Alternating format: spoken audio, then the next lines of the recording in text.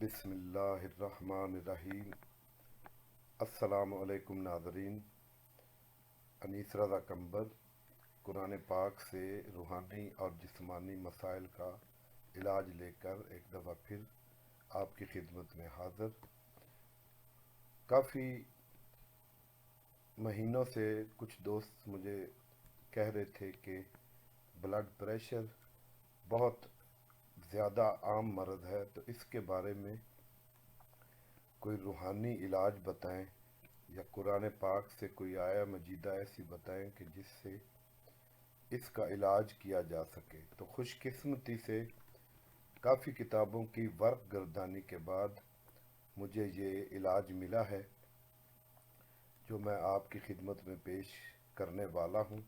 اس کو غور سے سماعت فرمائیے گا اور اچھی طرح یاد کر لیجئے گا۔ سورہ بقرہ کی 225 نمبر آیت ہے۔ بسم اللہ الرحمن الرحیم۔ لا یؤاخذکم اللہ باللغو فی ایمانکم ولکن یؤاخذکم بما کسبت قلوبکم واللہ غفور حلیم۔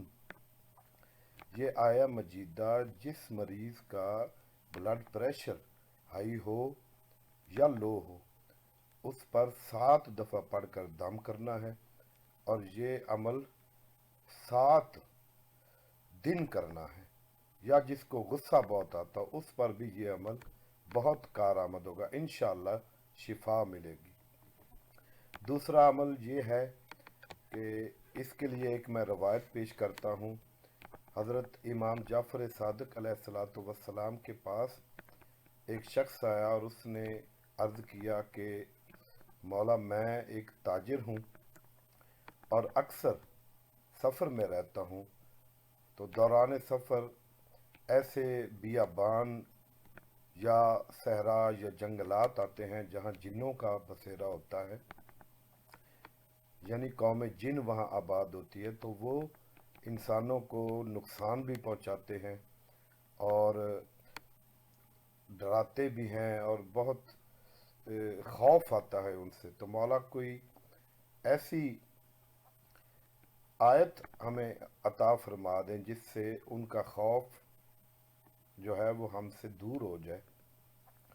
تو امام پاک نے فرمایا کہ سورہ آل عمران کی یہ 83 نمبر آیت یاد کر لو، اور جب کسی ایسی جگہ سے گزر ہو تو دایاں ہاتھ سر پر رکھ کر اس آیت کی تلاوت کیا کرو، انشاءاللہ وہ تمہارے نزدیک نہیں آئیں گے۔ یہ ایک بہت بڑا حصار ہے۔ آیت کچھ یوں ہے، بسم اللہ الرحمن الرحیم۔ افغیر دین اللہ یبغون وَلَهُ أَسْلَمَ مَنْ فِي السَّمَاوَاتِ وَالْأَرْضِ طَوْعًا وَكَرْهًا وَإِلَيْهِ يُرْجَعُونَ۔ تو مولا نے فرمایا کہ دایاں ہاتھ سر پر رکھ کر بآواز بلند یہ آیت پڑھ دیا کرو، کوئی جنات آپ کے نزدیک نہیں آ سکیں گے۔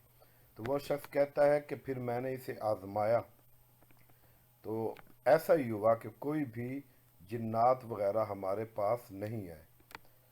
تو ناظرین، ان عملیات سے فائدہ اٹھائیں اور اپنے اس چینل کو لائک اور سبسکرائب اور شیئر بھی کر دیں۔ بہت